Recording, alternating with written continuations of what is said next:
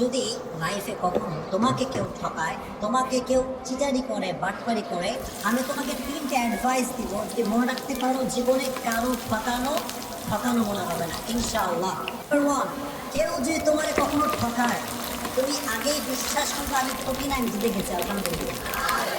কারণ মানুষ যে মানুষকে ঠকায় এর সবচেয়ে বড় মাধ্যম হচ্ছে মিথ্যে কথা, মিথ্যে আশ্বাস। রাসূল কারীম সাল্লাল্লাহু আলাইহি ওয়াসাল্লামকে একদিন সাহাবী বলল, ইয়া রাসূলুল্লাহ, আপনার উম্মত কি জিনা করতে পারে? রাসূল বললেন যে হ্যাঁ, মিস্টেকলি করে ফেলতে পারে, এই গুনাহটা হয়ে যেতে পারে। ইয়া রাসূলুল্লাহ, আপনার উম্মত কি সুদ খেতে পারে? রাসূল বললেন হ্যাঁ, মিস্টেকলি খেতে পারে, ভুল করে গুনাহটা করতেও পারে। কিন্তু রাসূল বললেন দেখো, আমার উম্মত একটা গুনাহ কখনো করতে পারে না। একটা গুনাহ যদি কোনো উম্মত করে, সেই উম্মত আমার উম্মত থাকবে না। সেটা কি? যে উম্মত মিথ্যে বলবে সে উম্মত আমার উম্মত হতে পারে না। ঠিক কিনা বলেন?